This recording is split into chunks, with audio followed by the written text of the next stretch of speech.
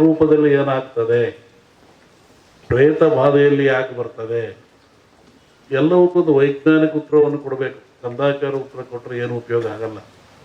ಈ ನಮ್ಮಲ್ಲಿ ಸತ್ತವ್ರಿಗೆ ಏನು ಮಾಡ್ತೀರಿ, ಸಮಾಧಿ ಅಂತೀರ. ಯಾಕೆ ಸಮಾಧಿ? ಅದಕ್ಕೊಂದು ಧಾರ್ಮಿಕ ಆಚರಣೆ ಎಂದರು. ಇದ್ರ ಉದ್ದೇಶ ಏನು?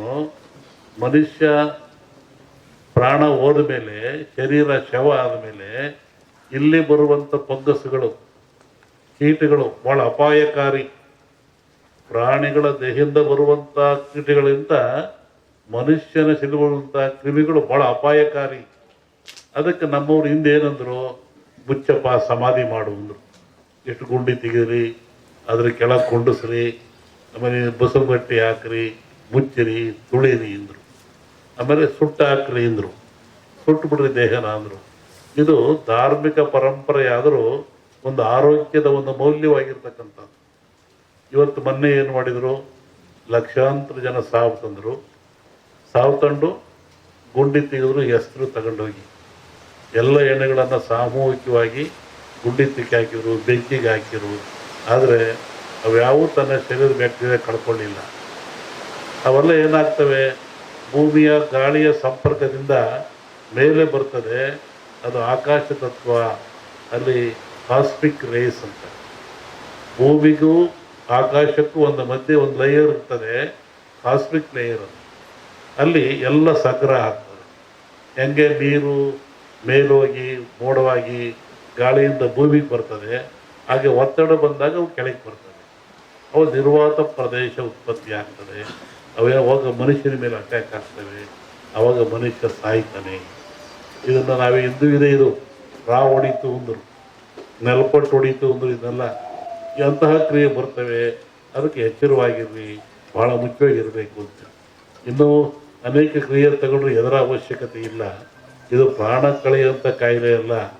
ಮನುಷ್ಯ ಭೀತಿಗೊಳಪಟ್ಟು ಹೆದರಿ ಸಾವಿಗೊಳಪಡ್ತಾ ಇದ್ದಾನೆ. ಅದಕ್ಕೆ ಸಾಯ್ತಕ್ಕಂಥ ಎದುರಿಸಿಲ್ಲ. ಅದಕ್ಕೆ ತಕ್ಕನಾದ ಮೆಡಿಸಿನ್ಗಳು ಅಥವಾ ಸ್ವಚ್ಛತೆ ಕಾಪಾಡ್ಕೊಳ್ಳಿ, ಭಾಳ ಮುಖ್ಯವಾಗಿರ್ತಕ್ಕಂಥ. ಈ ಧಾರ್ಮಿಕ ಆಚರಣೆಗಳು ನೀವು ಒಬ್ಬರನ್ನೊಬ್ಬರು ಕಂಡ್ರೆ ಏನಂತೀರಾ, ಆರೋಗ್ಯವಾಗಿದ್ದೀರಾ ಅಂತ. ನೀವು ಕಾಗದ ಹಂಗಂತ ಬರೀತೀರ, ನಾವು ಆರೋಗ್ಯ, ನಿಮ್ಮ ಆರೋಗ್ಯ. ಏನು ಆರೋಗ್ಯ ಅಂದರೆ ಏನು? ದೇಹದ ಆರೋಗ್ಯವೇ, ಮನಸ್ಸಿನ ಆರೋಗ್ಯವೇ? ಏನು ಆರೋಗ್ಯ? ನೋಡ್ರಿ, ನಮ್ಮ ಜನ ಎಷ್ಟು ಬುದ್ಧಿವಂತರು. ಸನಾತನ ಕಾಲದಿಂದ ಸಹಿತ ಒಂದು ಆರೋಗ್ಯವಾಗಿದ್ದೀರಾ, ಶರಣು ನಮಸ್ಕಾರ, ಆರೋಗ್ಯವಾಗಿದ್ದೀರಾ ಅಂತ. ಯಾವುದು ಆರೋಗ್ಯ? ಆರು ಯೋಗ್ಯವಾಗಿದ್ದಾವ. ಯಾವು? ಮನುಷ್ಯರ್ತಕ್ಕಂಥ 6 ಯೋಗ್ಯವಾಗಿದ್ದಾವೆ. ಚೆನ್ನಾಗಿಟ್ಕೊಂಡು ಚೆನ್ನಾಗಿರ್ತೀರ ಅಂತ. ಕಾಮ, ಕ್ರೋಧ, ಮೋಹ, ಮದ. ನಾನು ಜೀವನದಲ್ಲಿ ಮಠ ಬರ್ತಿಲ್ಲ. ಎದರ ಅನ್ನ ತಿಂದು ಇಲ್ಲಿಂದ ನನ್ನ ಭಕ್ತ ಬಂದು, ನಾನು ಭಕ್ತಿಯಿಂದ ಬಂದಿದ್ದೀನಿ, ಮಂತ್ರಿಯಾಗಿ ಬಂದಿಲ್ಲ, ಶಿಷ್ಯನಾಗಿ ಬಂದಿದ್ದೀನಿ ಅಂತ ಹೇಳಿದ್ರು. ಹಂಗೆ ಅವ್ರು ಒಳ್ಳೇದಾಗಲಿ, ಯಶಸ್ಸಾಗಲಿ ಅಂತ ಹಾರೈಸ್ತೀವಿ. ಸಂಕ್ರಾಂತಿ ಕಳೆದ ಮೇಲೆ ಒಂದು ಯೋಗ ಇದ್ದಂಗೆ ಕಾಣಿದೆ. ಇವರಿಗೆ ಅಂತಲ್ಲ, ರಾಜ್ಯ ಮಟ್ಟದಲ್ಲಿ ಒಂದು ಉನ್ನತ ಯೋಗ ಅವಕಾಶ ಇದೆ. ಹೋಗಿದ್ದಾರಲ್ಲ, ಅದು ರಾಜ್ಯದ ಮಟ್ಟದ್ದು. ನಿಮ್ಮ ರಾಜ್ಯದ ಮಟ್ಟಕ್ಕೆ ಸಂಕ್ರಾಂತಿ ಮೇಲೆ ರಾಜಕೀಯ ವಿಪ್ಲವ ಆಗೋ ಲಕ್ಷಣ ಇದೆ. ನಾನು ಮೊದಲೇ ಹೇಳಿದ್ದು, ಯುದ್ಧಗಳಾಗ್ತದೆ, ಜಲಪ್ರಳಯವಾಗ್ತದೆ, ವಾಯುಪ್ರಳಯ ಆಗ್ತದೆ, ಭೂಪ್ರಳಯವಾಗ್ತದೆ, ಎಲ್ಲ ಜನ ಸಾಯ್ತಾರೆ, ಆಕ್ರಮಣ ಹೆಚ್ಚಾಗ್ತವೆ, ಮೇಘ ಸ್ಫೋಟ ಆಗ್ತದೆ ಅಂತ ಹೇಳಿದ್ದೆ ನಾನು. ಇನ್ನೂ ಒಂದು ಮೇಘ ಸ್ಫೋಟ ಆಗೋದ್ರಿದೆ. ಊಹಿಸಲಾರದ ಒಂದು ದುಃಖ ಈ ಭಾರತಕ್ಕೆ ಬರ್ತದೆ. ಪ್ರಕೃತಿದತ್ತವಾಗಿ ಆಗ್ತದೆ ಮೇಘ ಸ್ಫೋಟ. ಅದನ್ನು ಹೇಳಿದ್ದಲ್ಲ, ಮೊದಲು ಹೇಳಿದೆ ನಾನು ಮನೆಯಲ್ಲಿ. ಒಟ್ಟಿಗೆ ಜನಜೀವನ ಅಸ್ಥಿರ. ಯಾವಾಗ ಮನೆಗೆ ಬರ್ತಾನೆ ಹೋಗ್ತಾನೆ ಅಂತ ಹೇಳೋದು ಕಷ್ಟ. ಅಸ್ಥಿರ ಇನ್ನೂ ಜಾಸ್ತಿ ಆಗ್ತದೆ. ಅದು ಅದರಲ್ಲಿ ಅರಸನಾಲಯಕ್ಕೆ ಕಾರ್ಮೋಡ ಕವಿದೀತು. ಅದು ರಾಜ್ಯಕ್ಕೂ ಇದೆ, ಸೆಂಟ್ರಲ್ಗೂ ಇದೆ. ಹಿಂದೆ ಹೇಳಿದ್ದು 2-3 ಜನ ಪ್ರೈಮ್ ಮಿನಿಸ್ಟರ್ ಕೊಲೆ ಆಗ್ತಾರೆ, ಸಾಯ್ತಾರೆ ಅಂತ. ಅದು ಆಗ್ತದೆ. ಸಂವತ್ಸರ ಪರದಲ್ಲಿ ಕಷ್ಟ, ಬಡ ಲಕ್ಷಣ.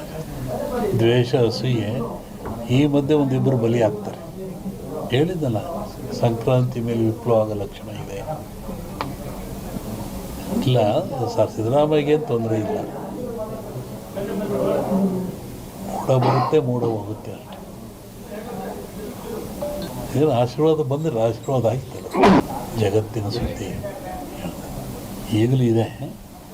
ಅವಾಗ ಸಂಕ್ರಾಂತಿ ಒಳಗೆ ಮೇಘ ಸ್ಫೋಟ ಅಂದಲ್ಲ, ರಾಜಕೀಯ ವಿಪ್ಲವ, ಇನ್ನೊಂದು ಸತಿ ಥರ ಆಕ್ಸಿಡೆಂಟು ಆಗ ಲಕ್ಷಣ ಇದೆ. ಇದು ಹೇಳಿದೆ, ಫ್ಲೋಟ್ ಮೇಘ ವಾಯು ಫ್ಲೈಟ್ದೆಲ್ಲ ಹೇಳಿದ್ದಲ್ಲ, ಫ್ಲೈಟ್ ಬಿತ್ತು, ಜನ ಸಾಯ್ತಾರೆ, ಮರಣ ಆಗ್ತದೆ, ಜಲಪ್ರಳಯವಾಗ್ತದೆ, ಸಮುದ್ರದಲ್ಲಿ ಆಗ್ತದೆ ಎಲ್ಲ ಹೇಳಿದ್ದಲ್ಲ, ಆಗ್ತದೆ. ಇನ್ನೊಂದು ಶ್ರಾವಣದಲ್ಲಿ ಹೇಳ್ತೀನಿ, ಜನವರಿ ಒಳಗೆ ಒಂದು ಭಾಳ ದೊಡ್ಡ ಆಘಾತ ಆಗೋ ಲಕ್ಷಣ ಇದೆ ಇಂಡಿಯಾಕ್ಕೆ. ಸೂಳೆಯ ಮಗನುಟ್ಟಿ, ಇದನ್ನು ಇಟ್ಕೊಂಡಿದ್ವಿ, ಪರಿಹಾರ ಮುಂದೆ ಹೇಳ್ತೀನಿ. ಸೂಳೆಯ ಮಗನುಟ್ಟಿ ಆಳುವನು ಮುನಿಪುರವ, ಯುದ್ಧವಿಲ್ಲದ ಮಡಿಯೇ ಪುರವಲ್ಲ ಕೂಳಾದೀತು. ಇದು ಹಾಕ್ರಿ, ಇದು ರಿಸಲ್ಟ್ ಹೇಳ್ತೀನಿ, ಆಮೇಲೆ ಬಿಡಿಸಿ ಹೇಳ್ತೀನಿ ಅದನ್ನು ಏನು. ಇನ್ನೊಂದು, ಅಕಾಲದಲ್ಲಿ ಮಳೆ ಬಂದರೆ ಸಕಾಲದಲ್ಲಿ ಮಳೆಗೆ ತೊಂದರೆ ಆಗ್ತದೆ. ಮುಂದೆ ಬೇಕಾದಾಗ ಮಳೆ ಬರಲ್ಲ. ಈಗ ಬಂದು ಬಿಡಿತಲ್ಲ, ಮುಂದೆ ಒಳ್ಳೆ ಬಿತ್ತನೆ ಕಾಲ, ಬೆಳೆ ಕಾಲ, ಬೇಕಾದಾಗ ಬರಲ್ಲ. ಅಕಾಲದಲ್ಲಿ ಮಳೆ ಬಂದರೆ ಸಕಾಲಿ ತೊಂದರೆ ಆಗ್ತದೆ. ಈ ಸರಿ ಅಂಥದ್ದು ಏನಿಲ್ಲ, ಸಮತೋಲನ ಆಗ್ತದೆ. ಇನ್ನೂ ಜಲಪ್ರಳಯ ಇದೆ, ರಾಜ್ಯದಲ್ಲಿ ಜಲಪ್ರಳಯ ಇದೆ. ಇಡೀ ಭಾರತ, ಇವು ಜಗತ್ತಿಗೆ ಇದು. ಸಾಗರದಲ್ಲಿ ಒಂದು ಅಚ್ಚರಿಯ ಸಂಗತಿ ಕಾಣುತ್ತೆ. ಜಲಸ್ಫೋಟ ಅಂತ ಹೇಳಿದ್ದೆ ನಾವು, ಅಲ್ಲಿ ಒಂದು ಆಗ ಲಕ್ಷಣ ಇದೆ. ಈ ಎರಡು ಸೇರಿ ಆಗುತ್ತೆ, ಮನುಷ್ಯನೇ ಮಾಡೋದಲ್ಲಿ. ಕೆಲವೊಂದು ಹೇಳೋಕ್ಕೆ ಹೆದರಿಕೆ ಆಗುತ್ತೆ. ಪರಿಹಾರ ಏನೆಲ್ಲ, ಭಗವಂತನ ಧ್ಯಾನ ಮಾಡಬೇಕು ಅಷ್ಟೇ. ಯಾವ ಪೂಜೆ ಪುರಸ್ಕಾರದಿಂದ ಏನು ಉಪಯೋಗ ಆಗಲ್ಲ. ನೇರವಾಗಿ ಭಗವಂತನ ಧ್ಯಾನ ಮಾಡೋದೇ ಮುಖ್ಯ. ನೆನೆಸ್ಬೇಕು ಭಗವಂತ. ಸೂಳೆಯ ಮಗನುಟ್ಟಿ ಆಳುವನು ಮುನಿಪುರವ, ಯುದ್ಧವಿಲ್ಲದ ಮಡಿಯೇ ಪುರವಲ್ಲ ಕೂಳಾದೀತು. ವಿಷ್ಣು ವಾಮಾವತಾರದಲ್ಲಿ ವಾಮನ ಭೂಮಿ ಕೇಳಿದ, 3 ಅಡಿ ಭೂಮಿ ಕೇಳಿದ, ಎಲ್ಲ ಉಳಿತು. ಅಮೇರಿಕಾ ದೇಶದಲ್ಲಿ ಅಲ್ಲೇ ತುಳಿದವನ್ನ ವಾಮನ ವಿಷ್ಣು ವಾಮಾವತಾರದಲ್ಲಿ ಬಲಿಯ, ಅದನ್ನು ಮುನಿಪುರ ಅಂತ ಕರೆದರು. ಇಡೀ ಹಿಸ್ಟ್ರಿ ಒಳಗೆ ಅಮೇರಿಕವನ್ನು ಮುನಿಗೆ ದಾನ ಕೊಟ್ಬಿಟ್ಟನಲ್ಲ ಅವನು, ವಾಮನಿಗೆ ದಾನ ಕೊಟ್ಟನಲ್ಲಪ್ಪ, ಅದು ಮುನಿಪುರ ಅಂತ. ಯುದ್ಧವಿಲ್ಲದ ಮಡಿಯ ಪುರವಲ್ಲ ಕೂಳಾದೀತು ಅಂತ. ಮುನಿಪುರ ಅಂದರೆ ಅಮೇರಿಕವನ್ನು ಮುನಿಪುರ ಅಂತ ಕರೀತಾರೆ. ಅದು ಅಮೇರಿಕ ಒಂದು ದೇಶದಾಗಿಲ್ಲ, ಎಲ್ಲರೂ ಸೇರ್ಕೊಂಡಿರೋದಲ್ಲಿ. ಶ್ರಾವಣದ ಮೇಲೆ ಹೇಳ್ತೀನಿ ಅದ್ರ ಬಗ್ಗೆ. ನೋಡು, ಹೇಳಿದ್ದೀನಿ, ಇನ್ನೂ ನೋಡ್ತಿರ್ಬೇಕಾರೆ. ಹಿಂದೆಲ್ಲ ಹೇಳಿದ್ನಲ್ಲ, ಮೊನ್ನೆ ಹೇಳಿದ, ಕೆಲವು ಮುಳುಗ್ತವೆ ದೇಶಗಳು, ಕೆಲವು ಹೇಳ್ತವೆ, ಹೊಸ ರಾಜ್ಯಗಳು ಉತ್ಪತ್ತಿ ಆಗ್ತವೆ ಅಂತ ಮೊನ್ನೆ ಹೇಳಿದ್ನಲ್ಲ. ಮತ್ತು ಮದ್ದಿಲ್ಲದ ಕಾಯಿಲೆ ಬರುತ್ತೆ, 5 ವರ್ಷ ಇರುತ್ತೆ ಕಾಯಿಲೆ ಅದು. ಮತ್ತು ಕೊರೋನಾ ಬಂತು.